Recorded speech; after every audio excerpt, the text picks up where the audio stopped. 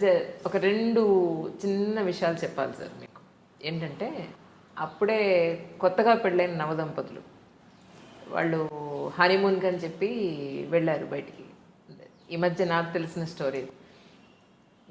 కొత్తగా పెళ్ళైన భార్యని పక్కన పెట్టుకుని ఎవరో రోడ్డు మీద వెళ్ళేవాళ్ళు, బస్సులో వెళ్ళేవాళ్ళు, ట్రైన్లో వెళ్ళేవాళ్ళు, లేకపోతే ఫ్లైట్లో పక్కన కూర్చున్న వాళ్ళు, పక్కనే కొత్తగా పెళ్ళైన వైఫ్ని పెట్టుకుని వేరే ఆ భర్త వేరే స్త్రీని అసలు టాప్ టు బాటమ్ వెళ్ళేంత వరకు చూస్తూ అలాగే అతనికి ప్రాక్టీస్ అది. పాపం ఇప్పటికి 5 ఏళ్ళు అయింది పెళ్ళయి. ఈయనేమిటి ఇలాగే ఎందుకు చూస్తున్నాడు, నేను నచ్చలేదా, లేకపోతే అందరూ ఇలాగే ఉంటారా, వీళ్ళు ఎందుకు ఇలా చూస్తారు, నాకెందుకు మా వారిలాగా వేరే వాళ్ళు ఎవరు కనపడరు, మా వారి కన్నా అందంగా వేరే వాళ్ళు ఎవరు ఎందుకు కనపడరు, అసలు ఆ దృష్టితో నేను ఎందుకు చూడను, ఈయన ఎందుకు అలా చూస్తున్నారు అనేది ఈవిడ నిజంగా వీడికి నిజంగా పాపం వస్తుంది కదా అంటూ ఉంటుంది మా ఫ్రెండ్. అది పాపం వస్తుంది కదా అని ఒక సంతృప్తి పడి పాపం ఆవిడ ఊరుకుంటుందమ్మా, ఏం చేయలేక. కానీ దానికి పరిష్కారం ఏంటంటే నిలబెట్టి అడిగేయాలి, మనుషులు అవసరమైతే కడిగేయాలి కదండి. ఎంత బాధ. ఇది ఊరికే పాపం ఆడవాళ్ళు చాలా మందిలో ఉండే ఒక సెంటిమెంటల్ సైకాలజీ ఏమిటంటే పొతడు వాడు ఎంత ఏడుపించుకు తింటున్నా సరే తగులుతుంది ఖచ్చితంగా. ఎందుకమ్మా తగిలేదు ఎవరికి, మీ భర్తకైనా, ఈవిడ భర్తకి రేపు వద్దున అది ఆవిడకి తగులుతుంది కదా. అంతకంటే ఏమిటయ్యా నీ ప్రవృత్తి, ఏకాంతంగా విడిగా ఏమిటైపోతుంది ఈ రోజుల్లో. అప్పుడే పూర్వం అయితే భయపడచ్చు, ఇవాళ అంత ఇదేం లేదు. హాయిగా కూర్చోబెట్టి ఏమిటిది నేను ఇందాక చూశాను, ఏంటి పరిస్థితి, ఇప్పుడు అందం గురించి కూడా మాట్లాడద్దు. అందం గురించి కాపురాలు చేస్తారా? అవునండి. చేసుకున్నప్పుడు ఉన్న అందం తర్వాత ఉండదు, చేసుకున్నప్పుడు లేని అందం తర్వాత వస్తుంది. దాన్ని బట్టి ఉంటుందా? అందంగా లేకపోయినా కూడా చూడటం తప్పే. అది ఒక తాడి కట్టావు అగ్ని సాక్షిగా, కట్టుబడి ఉండాల్సిందే భర్త అయినా సరే భార్య. ఆ దృష్టితో వేరే వాళ్ళని చూస్తున్నారు కదా. మరి అలా చూస్తే ఏమనిపిస్తుంది? అది మీకు ఇలా సంతృప్తి పడ్డామనేది చూడండి, ఇది తాత్వికంగా తప్పు. ఇది ఏమీ చేయలేక ఆ పాపం తగులుతుంది కదా అంటే ఎప్పుడో అప్పుడు ఏదో జన్మలో ఏదో పాపం తగులుతుందని మీరు సంతృప్తి పడి ఊరుకుంటారా? ఇక్కడ జీవితం నాశనం అవుతుంటే ఖచ్చితంగా నిలబెట్టి అడిగేవలసింది, తేలిపోతుంది అది. ఖచ్చితంగా చాలామంది మారుతారమ్మా, మగాళ్ళు కూడా ఇవేమి ఇదివరకున్నంత రౌడీజంగా లేరు ఇప్పుడు. అన్నీ అయిపోయి అయ్యి బాబోయ్ ఇది ఇలా అడుగుతోందంటే ఏమిటో అని వాడు భయపడిపోతాడు. దాని పరిష్కారాలు దానికి ఉంటాయి. నాకు తెలిసిన ఓ కుటుంబం చెబుతాను, పేర్లు వద్దు, విషయం వద్దు. భర్త ఏదో ఇలా వేరే చూపుల్లో ఉన్నాడంటే ఆవిడ ఏం చేసింది తెలుసా? పెళ్ళి వాళ్ళకి 5 ఏళ్ళు 6 ఏళ్ళు. ఈవిడ చక్కగా ఒక కుర్రాన్ని వేసుకుని రిక్షాలో సినిమాకి వెళ్ళి వచ్చింది. చక్క కుక్కగాడుకు చెప్పు దెబ్బ, బెస్ట్ పని. ఆ పని ఈయన చూడగా చేసింది. చక్క చూస్తుండగా దిగింది. ఏమిటి ఇలా అన్నాడు, నువ్వేమిటి అలా అన్నాడు, నేను మానేస్తాను నువ్వు మానేయాలి, సుఖంగా అన్యోన్య దాంపత్యం సుఖంగా ఉన్నారు, ఎప్పటికీ బాగున్నారు, వాళ్ళకి 77. ఆవిడ చెప్పిన సరదాగా నేను ఇలా చేశాను, నువ్వు స్టోరీ రాయవమ్మా ఈ విషయం అన్న. బుద్ధి రావాలి, ఆ చర్య ఏదో తీసుకోవాలి, కనీసం చర్చించడానికైనా మనం భయపడుతూ ఉంటే మనం ఏదో సంతృప్తి పడి ఆ పాపం ఎప్పుడో పీడిస్తుందనడం, లేకపోతే ఈయన మీద కోపాన్ని అత్తగారి మీద చూపించడం అదన్నీ అనవసరం. నేరుగా ఎవరు దోషం వారిని పట్టుకుంటే అయిపోతుంది, మంచిది. అమెరికాలో ఉన్న నా స్నేహితురాలు ఊళ్ళోకి వచ్చి ఏంటి రాలేదంటే కలలేదంటే అంటే మా అమ్మ వాళ్ళ ఇంట్లో దింపేశాడు మా వారు. ఇండియాకి వచ్చిన వెంటనే ఫస్ట్ ఫ్రెండ్స్తో ఒక గ్రూప్గా గోవాకో ఇంకెక్కడికో వెళ్తారట. ఆ తర్వాత ఇండివిజువల్గా ఒక పార్టీ ఉంటుంది వీళ్ళకి. ఇదంతా కూడా వైఫ్ని వదిలేసే, పిల్లల్ని వదిలేసే. మరి నువ్వు అడగరా ఈ విషయంలో అన్నాను. అని అంటే వాళ్ళు వేరే అమ్మాయిని ఎవరో తీసుకుని వాళ్ళు ఫ్రెండ్స్ ఒకసారి ఇండివిజువల్గా ఒకసారి ఇలా పెడతారట, ఇది వాళ్ళ సాంప్రదాయం అంట అని అంటే. సో డబ్బు ఉన్న వాళ్ళ ఆలోచనలు ఇలా ఉంటాయేమో, మధ్యతరగతి వాళ్ళ అనవసరంగా చేసుకున్నాను నేను అని చెప్పాను దాని బాధ. నిజంగా సార్ ఇలా చేస్తే వాళ్ళకి ఏం ఆనందం? సపోజ్ భార్య ఇలా చేస్తే అంటే ఆ ఒక్క ఆలోచన ఉంటే ఆత్మవత్ సర్వభూతాలే వేదాంతం అర్థమైతే సరిపోతుంది. ఆ ఒక్క ఆలోచన వస్తే మరి చేయడు. ఆ ఆలోచన వచ్చేలా మీరు చెయ్యాలంటున్నాను. మీరు ఎన్ని సమస్యలు చెప్పినా ఇదే పరిష్కారం. అవును, ఆ ఆలోచన వచ్చేలా సఫర్ అవుతున్న వాళ్ళు చెయ్యాలి. వీళ్ళు చేయకపోవడం భయం వల్ల చేయకపోవచ్చు, సున్నితంగా ఉంటారు కొందరు. అది కాస్త తగ్గించుకుని గాంభీర్యం అన్నది అది. మీరు కఠినంగా ఉండదు, ఖచ్చితంగా ఉండండి. మీకు అన్యాయం జరుగుతుంది అడగడానికి ఏముంది దాంట్లో? అది ఒకటి పొరపాటు ఉంటే సరి చేస్తారు కదా. నేను ఆ ఉద్దేశంతో చూడలేదు, నా చూపే అంతా ఎదురు చెబుతారు కదా, పోలేదు చెప్పనండి. అతని వివరణ అతను ఉంటుంది. సమస్యలు చర్చించుకోవడం మనకి పెద్ద అవసరం లేదు. అన్నిటికీ పరిష్కారం ఏమిటంటే మనకి తెలుగులో చెప్పిన మద్యంతో మనం ముగించుకుంటే మంచిది. ఒరులే జవిజొనరించిన నరవర అప్రియము తన మనంబునకగు తానొరుడపున విశేయకునికి పరాయణము పరమధర్మ పదములకెళ్ళన్. భారతంలో, ఆంధ్ర మహాభారతంలో తిక్కన గారు శాంతి పర్వంలో చెప్పినటువంటి పద్యం ఇది. భీష్ముడు చెబుతాడు, ఇతరులు ఏ పని చేస్తే మనకి బాధ అనిపిస్తుందో అది ఇతరుల పట్ల మనం చేయకుండా ఉంటే అంతకంటే మించిన ధర్మం ఏమీ లేదు. అన్ని ధర్మశాస్త్రాలు ఇంతే చెప్పాయి.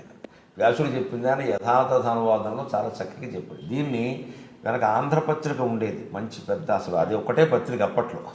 పత్రిక అంటే ఆంధ్రపత్రిక. దాంట్లో ప్రతిరోజు వాళ్ళు సంపాదకీయం పైన ఈ పద్యం వేసేవారు. ఇది ఒక్కటి చాలు ప్రపంచాన్ని బాగు చేయడానికి. అంచేత ఈ తప్పు చేస్తున్న వాళ్ళైనా వాళ్ళు మనం తిరగేసి ఆలోచించుకోండి. అయితే వాళ్ళు ఆలోచించుకోకపోతే ఆలోచించుకోవాల్సిన పరిస్థితిని మనం కల్పించాలమ్మా. అది మేము గురజాడవారు దిద్దుబాటు కథ, మొట్టమొదటి కథ అదే అంటారు తెలుగు సాహిత్యం. దిద్దుబాటు కథలో గురజాడవారు అదే చెప్తారు. భర్తకి పాఠం చెబుతుంది, ఆవిడ సున్నితంగానే చెబుతుంది. దానికోసం విడాకులు అక్కర్లేదు, గొడవ అక్కర్లేదు, సున్నితంగానే చెబుతుంది. చెప్పొచ్చు, మన పురాణ కథల్లో కూడా అలా చాలా ఉన్నాయి. అలాంటివి మనం చదువుకుని తెలుసుకుని చేసుకుంటే సరిపోతుంది. ఇన్నాళ్ళు మీ దాంపత్య జీవితంలో మీ ఇద్దరు అలగడం కానీ, లేదు మీ అహం చూపించడం కానీ, అది లేదంటే మీ మేల్ ఈగో చూపించడం కానీ ఎప్పుడైనా జరిగిందమ్మా? మీరంటే చాలా ఇష్టం ఆవిడికి, నాకు అర్థమైంది. మీరంటే విపరీతమైన ప్రేమ, అందుకని ఆవిడేం మాట్లాడదు, నాకు అర్థమైంది. మీరు చెప్పండి. ఆవిడ చెప్పేది మీరు నమ్మకపోతే అడుగుతాను. కళ్ళు ఎర్రబడ్డాని అడిగారు అంటే మీ మీద ఎంత కాన్సన్ట్రేషన్ ఉందో చూడండి. ఇప్పుడు చంటి పిల్లలు చూసుకున్నట్టు చూసుకుంటున్నారు కదా.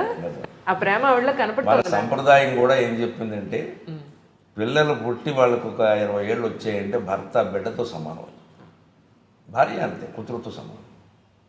ఇంకప్పుడు వేరే వాంఛలు ఏమైనా సహజంగా తగ్గిపోతాయి పెద్ద విషయాలకు. కానీ ఆ కేర్ అంటారు, జాగ్రత్తలు తీసుకోవడం, ఆ బాధ్యత పెరుగుతుంది. అందుకని చాలా జాగ్రత్త తీసుకుంటుంది. నేను వేదిక మాట్లాడుతుంటే ఎదురుగా ఉంటే ఇలా చూపిస్తుంది, ఒక్కోసారి ఆపేమని. అంటే అప్పుడు 2 గంటలు దాటిపోయింది. 2 గంటలు దాటి 2 గంటలు మాట్లాడతాను సాధారణ. ఒక్కోసారి భావావేశంలో సబ్జెక్ట్ అవకాశం పెరిగితే కొంచెం అలా చూపిస్తుంది, ఏంటిది అని. అది ప్రేమతోనే కదా. అలా మాకు అంటే దాంపత్యంలో సహజంగా వచ్చే చిన్న చిన్న చీటపట్లు ఉంటూనే ఉన్నాయి. కానీ ఒక సద్గుణం ఆవిడలోనూ నాలోనూ కూడా ఏంటంటే దీర్ఘకాలం దాన్ని అట్టి పెట్టుకోకపోవడం. నా కోపం గురించి అయితే ఆవిడ చెబుతుంది, ఎలాంటిది చెప్పు. కోపం వస్తూ ఉంటుందండి ఆయనకి, తాటేకమంట. అది అలా వెళ్ళి ఇలా వచ్చేసరికి పానే పోతుంది, వస్తుంది, అనగానే పోతుంది, అనగానే పోతుంది. పైగా నేను ఎప్పటికీ ఉప్పు కారాలు మానలేదు, ఇంకా ఎక్కువ తింటాను. నేను కారం తక్కువైతేనే అడుగుతాను, నేను ఎక్కువైతే అడగను. ఒక్కోసారి ఏమిటి కళ్ళ నీళ్ళు వస్తున్నాయి ఉంటుంది, మా అమ్మ గుర్తొచ్చింది అంటారు, కానీ కారం ఎక్కువైందని చెప్పాను. ఎందుకంటే ఎక్కువైందన్నా ఒక చెప్పు తిండి పెట్టేస్తుందేమో, చెప్పను ఎక్కువైనా తింటాను. మా ఇంట్లో కొంచెం కారాలు ఎక్కువే, ఉప్పు సరే మామూలుగానే ఉంటుంది, అది ఎలా ఎక్కువైతే తినలేదు.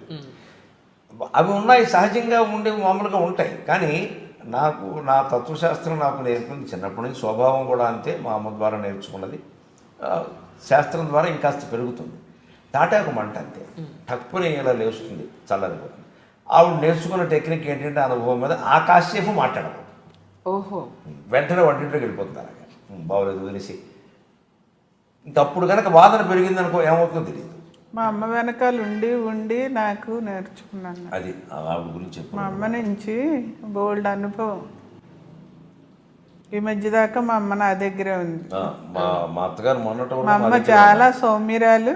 ఎందుకు ఆడపిల్ల దగ్గర ఉండకూడదు అంటున్నారు కదా. మా అమ్మ నా దగ్గర ఉండమంటే ఆడపిల్ల వాళ్ళ దగ్గర ఎలా ఉంటానమ్మా అంటుంది. నా అవసరం రావట్లేదు ఆవిడ. ఫీలింగ్ వదిలేమనండి, చక్కగా తెచ్చుకుని ఒక ఏడాది ఉంచుకోండి కదా, హాయిగా ఆనందంగా ఉంటుంది. నేను చిన్నప్పుడు కూడా మా అమ్మ దగ్గర ఎక్కువ ఉండేదాన్ని. ఈయనకి అర్థమైంది ఆ విషయం. వాళ్ళ అమ్మ అంటే కొంచెం అటాచ్మెంట్. మీ అత్తగారు మీ ఇంట్లో ఉన్నప్పుడు 4-5 ఏళ్ళు ఉన్నారు. నిజంగా మీ మనసులో ఒక అల్లుడుగా మీరేమనుకున్నారు? నేను ఆవిడ మీద పద్యాలు చెప్పానమ్మా.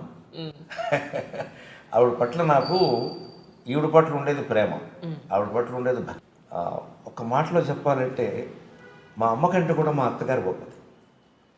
అంటే నేను స్వభావం గురించి కాదు, ఆ సేవ. మా మామగారికి పక్షపాతం ఏదో వచ్చింది కదా, వచ్చి 12 ఏళ్ళు మంచంలో ఉండిపోతే ఇక ఈ సుమతి అనసూయ ఎవరూ సరిపోరండి ఆవిడకి, అంత సేవ చేసి. పైగా ఆయనకి మనసు కూడా పనిచేయట్లేదు, మెంటల్లీ డిటీరియరేట్. ఎవరు చేస్తున్నారో తెలియదు, చేస్తున్న సేవ భార్య చేస్తుందన్న విషయం తెలియదు మా మావగారికి, చిట్టిన నాగేశ్వరరావు గారికి తెలియదు. కానీ అటువంటి మనిషిని మంచంలో పెట్టుకుని ఆవిడ పెళ్ళిళ్ళు మానేసి, పొరుళ్ళు మానేసి, పుణ్యాలు మానేసి, బంధువులను వదిలేసి, సమస్త శుభాశుభకార్యాలు వదిలేసి, భర్తే నాకు ముఖ్యం, నేను ఎక్కడికి రాను అని చెప్పి ఎలా చేసేదంటే మళ్ళీ వైభవంగా స్నానం చేసి మంచి బట్టలు కట్టించి ఏదైనా పిండి వంట, ఆయనకి ఇష్టమైన పిండి వంటలు ఏమన్నా ఆ రోజున ఆ పిండి వంట చేసి తిన్నా తినకపోయినా నోటికి అలా తగిలించి ఇప్పుడు తినడం. ఇక ఎవరైనా ఉంటారు ఈ కారణం అసలు అలాగే. మరి ఆవిడ మా ఇంట్లో ఉంటాను అని ఆవిడ వెనకముందు నేను అడిగి పిలిపించుకున్నాను. ఎందుకంటే ఈవిడ అక్కడ చనువు ఎక్కువ సహజంగా. నీ దగ్గర ఉంటే బాగుంటుంది కదా, తీసుకురా అంటే తెచ్చుకుందా మన ఇద్దరం వెళ్ళని అక్కడ మా అన్నయ్యకి చెప్పి ఎందుకంటే అతను ఆయన బాగా చూసుకుంటారు, ఆయన ప్రాణప్రదంగా చూసుకుంటారు. ఆయన పంపించమంటే ఆయనకి అనిపిస్తుంది కదా, ఎందుకంటే వద్దు బాబు మీరు బాగానే చూసుకుంటారు కానీ మాది కొంచెం అట్టు పెట్టుకోవాలి. పైగా అప్పుడు మా అమ్మ పోయిన కొత్త, మా అమ్మ లేదు కదండి, మాకు అమ్మ కావాలి కదా, అది పంపించాను. మా అమ్మ వెళ్ళిన సంవత్సరానికి ఆ సేవాభావం మా అమ్మకు మొదటి నుంచి నాకు జ్ఞానం వచ్చిన దగ్గర నుంచి అలవాటు ఉంది. చూసాను నేను అసలు మా అమ్మమ్మకి చేసింది, మా పెద్దమ్మకి, మా నాయనమ్మ గారికి, అందరికీ. అటువంటి మహిళలు కాదమ్మా, అటువంటి మనుషులను చూడలేము, పురుషులు కూడా లేదు. ఇప్పటికి కూడా 83 ఏళ్ళు ఇప్పటికి ఉరుకుతూ ఉంటుంది. అది ఎక్కడ పడుతుందో అని దాన్ని పట్టుకోవడం ఉంటే సగం పని ఆవిడ చేస్తుంది. ఈ తోటకూర నేను గెలలేనా, నువ్వు గెలాలా అని కూర్చుంటుంది. మా అమ్మ ఉన్నప్పుడు అలాగే చేసేది. అది ఆ మొక్కలు ఏమో ఇలా బారాయి అమ్మాయి నేను జరుగుతా. మా అత్తగారు అలాగే చిన్నపిల్లలు చిన్నపిల్ల ఏమిటి 50 ఏళ్ళు చిన్నపిల్లలు నువ్వేం జరుగుతావు అని ఆవిడ జరిగింది. వాళ్ళకి ఏమిటి నా పని చేయడం అలవాటు. Please do subscribe to iDream and hit the bell icon. Please subscribe to iDream. iDream ni subscribe cheyandi. Hi, this is Nidhi Agarwal. For more videos, please subscribe to iDream. And please subscribe. Please subscribe to iDream channel and subscribe. Press the bell icon for more updates. Subscribe to iDream. Subscribe to iDream. For more such videos, please subscribe to iDream. For more videos, please subscribe to iDream. And you're watching iDream Media. Please like, share and subscribe to the channel. And don't forget to subscribe to iDream. Please subscribe iDream Media. Do subscribe to iDream. Subscribe to iDream Media. Do subscribe to iDream Media. Don't forget to subscribe. Click on the button below. Don't forget to subscribe to iDream.